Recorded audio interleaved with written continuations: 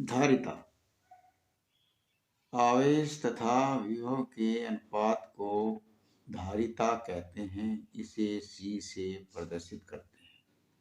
तो C बराबर होगा Q/V। अच्छी तरह से परिभाषा यहीं से देख लेंगे। तो धारिता C होगी, आवेश Q हो गया, विभव V। तो परिभाषा आवेश तथा विभव के अनुपात को धारिता कहते हैं। अब इसका मात्रक जो है,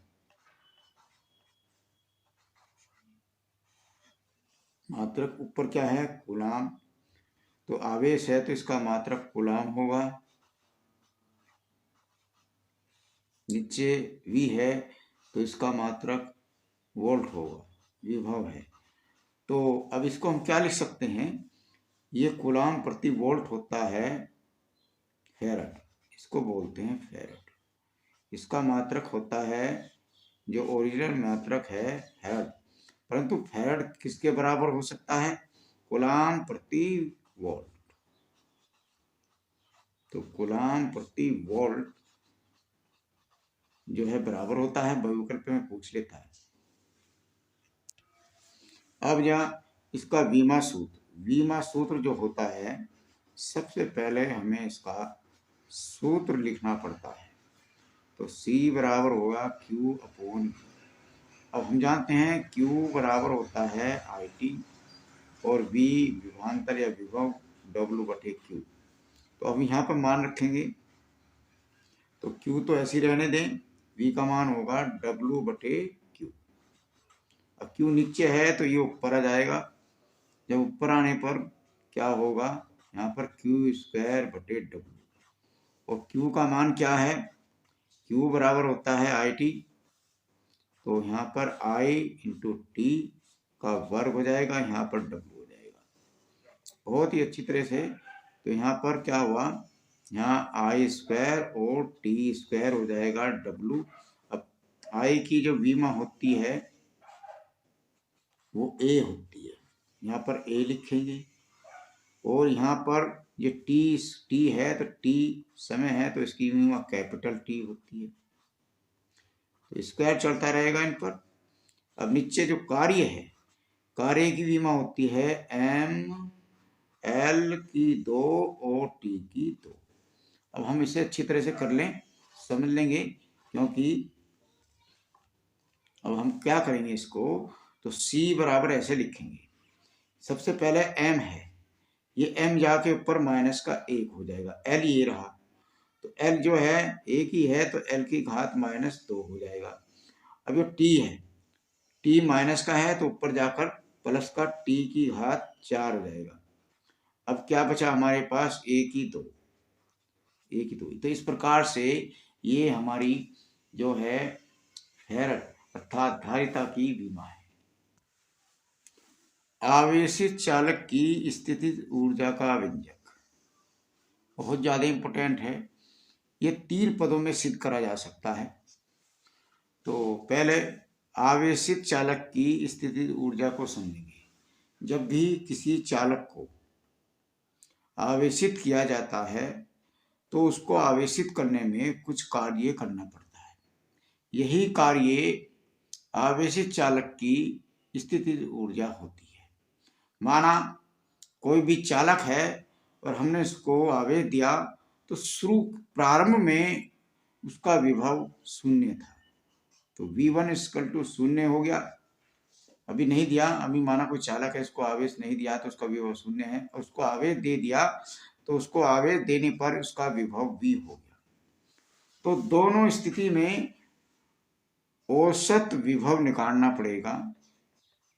औसत समांतर माध्यमिक कह सकते हैं। तो दोनों को जोड़ते हैं तो क्या होगा, औसत विभव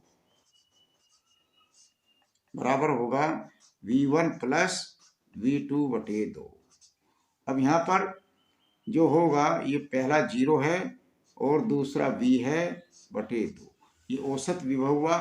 तो इस प्रकार से हमारा जो क्लियर औसत विभव हुआ, तो औसत विभव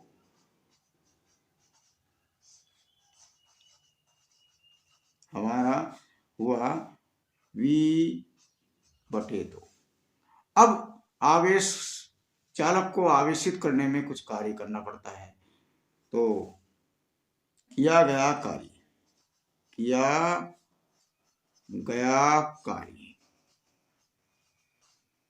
तो किया गया कार्य क्या होता है, W बराबर होता है V इंटू क्यू। ये हमारा है कार्य, हम पहले पार्ट में सिद्ध कर चुके हैं।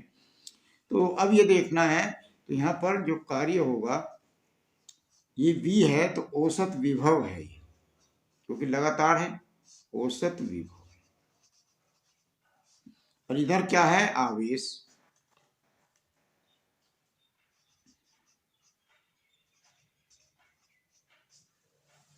अब क्या करेंगे, W बराबर, तो औसत विभव क्या है, V/2 इंटू क्यू। तो यही सही रूप में लिख सकते हैं, 1/2 V और Q। ये समीकरण नंबर 1 होगी। तो यही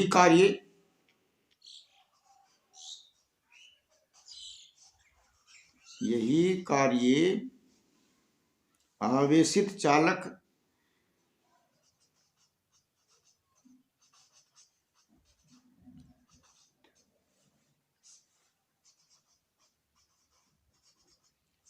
की स्थितिज ऊर्जा के रूप में संचित होगा।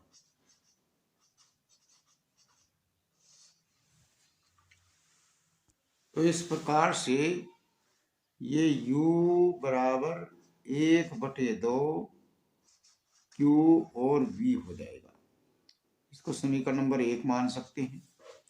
अब हमने धारिता की परिभाषा पढ़ी है, C बराबर Q/V है।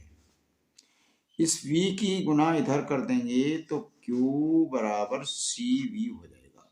ये वाला मान जो Q का है, हम इस वाले समीकरण में यहाँ पर रख देंगे। तो क्या हो जाएगा, तो U बराबर 1/2, ये Q का मान क्या है, CV है, तो यहाँ पर CV और एक V यहाँ पर है ही है कुदरती। तो क्या होगा, U बराबर 1/2 V²। ये दूसरा सिद्ध हो गया। इस प्रकार से हम इसको आगे चलेंगे।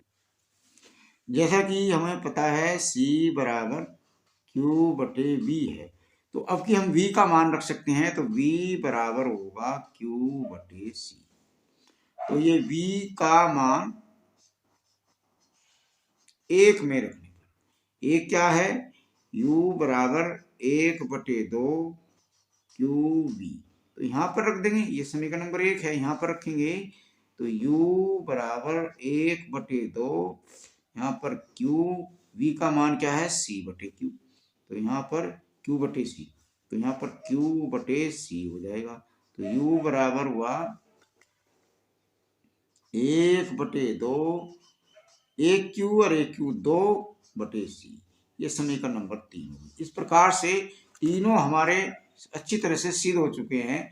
जैसा कि हम इसको सही रूप में भी लिख सकते हैं, 1/2 QV, तो 1/2 CV², 1/2 Q²/C।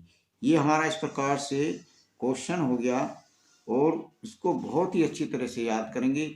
और ऊर्जा है तो उसको मात्रक हम हमेशा जोड़ लिखेंगे, मात्रक नहीं लिखेंगे तो हमें पूरे नंबर मिलने की संभावना बिल्कुल नहीं है। बहुत ही इंपॉर्टेंट है इंटर के लिए, संधारित्र का ऊर्जा घनत्व। तो इसमें क्या होता है, हमारे पास एक संधारित्र है, तो संधारित्र दो प्लेट है, उनका क्षेत्रफल हो गया और उनके बीच की दूरी, तो आयतन लेंगे, संधारित्र का जो आयतन हो गया और उसमें संधारित्र की कुल ऊर्जा। तो इसमें क्या करते हैं, आवेशित संधारित्र की कुल ऊर्जा तथा संधारित्र की प्लेटों के आयतन, अर्थात जो उसके प्लेटों के बीच में जो दूरी है उसे मिलेंगे, के अनुपात को संधारित्र का ऊर्जा घनत्व कहते हैं। इसे U से प्रदर्शित करते हैं। तो U बराबर कुल आयतन, संधारित्र का कुल ऊर्जा बटे आयतन। आयतन समझ आ रहा होगा संधारित्र का है। U बराबर, इसको हम मान सकते हैं, ये जो संधारित्र है इसकी जो कुल ऊर्जा होगी, तो कहाँ से, अभी अभी हम सिद्ध किया है कि क्या सिद्ध किया है हमने, यहाँ देख सकते हैं अच्छी तरह से कि U बराबर, हमने अभी सिद्ध किया U बराबर 1/2 की U या 1/2 CV² या 1/2 Q²/C, इनमें से कोई सा ले सकते हैं। इसको हम इससे करेंगे, अच्छी तरह से समझ आ जाएगा। तो माना हमारे पास एक संधारित्र है, उसकी जो धारिता C है, उनके बीच प्लेटों के बीच में जो विभव है V है, और उनका जो आयतन है वो A गुना D है। तो दोनों के जो उसमें दिया हुआ है, दोनों के बीच की दूरी स्मॉल d होती है। तो कुल, तो क्या करेंगे यहाँ पर 1/2 CV², और आयतन जो होगा क्षेत्रफल गुना दोनों प्लेटों के बीच की दूरी, ये हमारा सूत्र है। अब हम क्या करेंगे, हमने पढ़ा है अच्छी तरह से, बहुत ही अच्छे, संधारित्र की धारिता का व्यंजक क्या होता है, हमने उसका क्या है, इसका जो सूत्र है,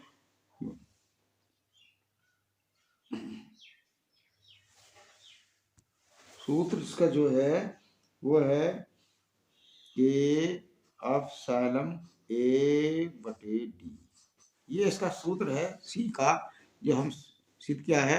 तो यहाँ पर U बराबर 1/2, यहाँ पर K एप्सिलॉन A, और इसके नीचे D आ गया। यहाँ V² पहले से ही है, और नीचे जो हमारे दिया हुआ है ये, तो क्या होगा A गुना D। तो यहाँ पर ये जो D है, इस D का खात्मा करना है। ये जो D जो है, ये नहीं, A का, A से जो हमारा A खत्म हो जाएगा। अब A से A खत्म होने के बाद क्या बचा, इस D की गुना इसमें हो जाएगी। तो यहाँ पर होगा U बराबर 1/2 K एप्सिलॉन, यहाँ पर V² हो गया, और नीचे यहाँ पर क्या है, ये D² हुआ। अब U बराबर 1/2 K एप्सिलॉन, इसको एक डिब्बे में ले लो ब्रैकेट के अंदर, ये इस प्रकार से हो, ये हो सकता है, दोनों है। तो ये किसका सूत्र है, वैद्युत क्षेत्र का। तो V/D, ये वैद्युत क्षेत्र का सूत्र है, इसका मान हम यहाँ पर रख देंगे। तो U बराबर 1/2 K एप्सिलॉन, यहाँ पर E, इसके ऊपर 2। अब सही रूप में चलते रहेंगे इसी प्रकार से। तो U बराबर 1/2 K एप्सिलॉन E², ये सूत्र हुआ। किसी कारणवश से K का मान 1 दिया है, y वाले माध्यम आ जाएगा, तो K का जगह U बराबर 1/2 एप्सिलॉन E²। तो यहाँ पर इसका सूत्र है, इसका मात्रक जो होगा बड़ा इंपॉर्टेंट है। ऊपर क्या है, कुल ऊर्जा, नीचे आयतन है, तो इसका मात्रक लिखेंगे जूल प्रति मीटर स्क्वायर। इसका मात्रक भी लिखना जरूरी है, जूल प्रति मीटर की 3, क्योंकि आयतन का मात्रक घन होता है, तो इसमें 3 लिख देंगे। इस प्रकार से ये क्वेश्चन हमारा अच्छी तरह से तैयार हो गया है, इसको याद करेंगे। समांतर प्लेट संधारित्र की धारिता का व्यंजक, इसका क्वेश्चन अभी सिद्ध करते हैं हम। C बराबर K एप्सिलॉन नॉट A/D, ये इसका व्यंजक है, इसको हमें सिद्ध करना है।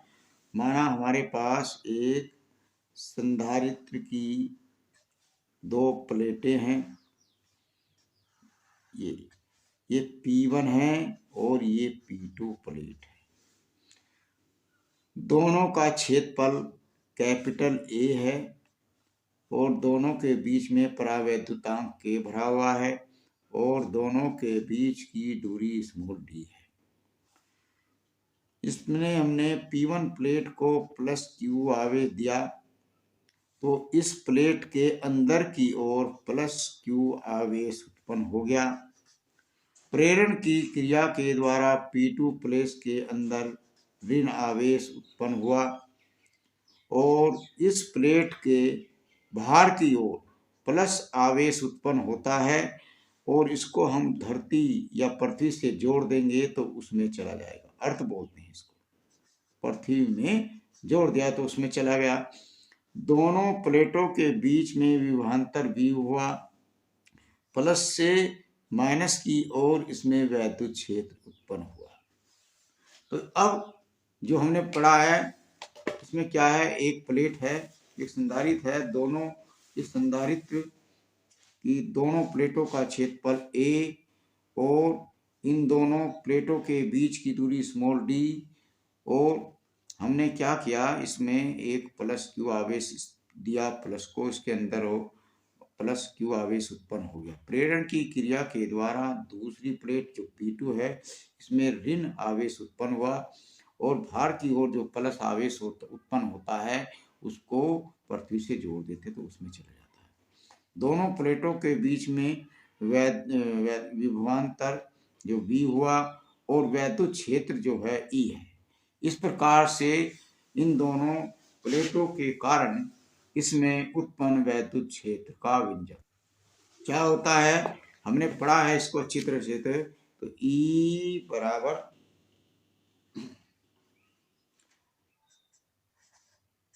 के अपसारण नॉट। तो ये क्या है, पृष्ठीय घनत्व सिग्मा बोलते हैं इसको। तो ये रो है, रो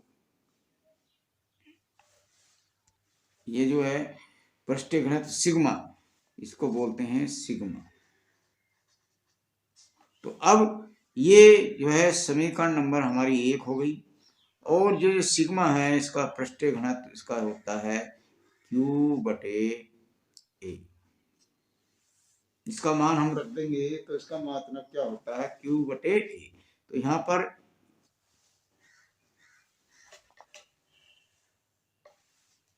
इसका मान रख देंगे तो E बराबर होगा Q/A के एप्सिलॉन नॉट। अब इसकी गुना से हो सकती है, वो क्या होगी, वो इसके साथ ऊपर चला जाएगा तो यहाँ पर होगी। तो क्या हुआ, E बराबर Q के एप्सिलॉन नॉट A।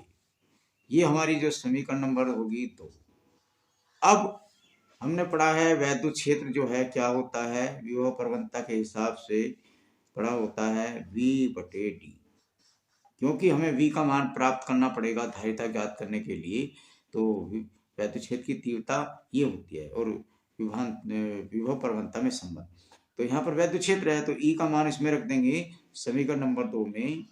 तो E का मान समीकरण 2 में रखने पर क्या होगा, ये वाला E के स्थान पर यहाँ पर रख देंगे तो क्या होगा V/D।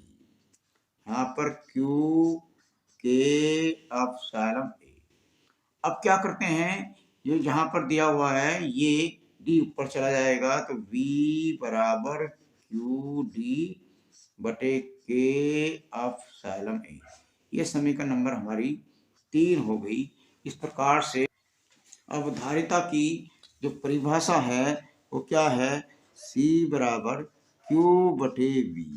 अब इस V का मान समीकरण नंबर 3 से लेंगे तो समीकरण नंबर 3 क्या है, V बराबर QD/K एप्सिलॉन नॉट A। ये V का मान यहाँ रख देंगे तो V का मान यहाँ पर रखने पर क्या होगा, C बराबर Q/, यहाँ पर रखें QD/K एप्सिलॉन नॉट A। तो अब क्या करेंगे, इस Q से Q का खात्मा कर देंगे, ये ऊपर चला जाएगा। तो इस प्रकार से ये C का मान प्राप्त हो जाएगा K एप्सिलॉन नॉट A/D। इस प्रकार से ये हमारा सूत्र उत्पन्न हुआ। इसको चित्र याद करेंगे, मात्रक लिखना नितांत आवश्यक है। फैराड है इसका मात्रक।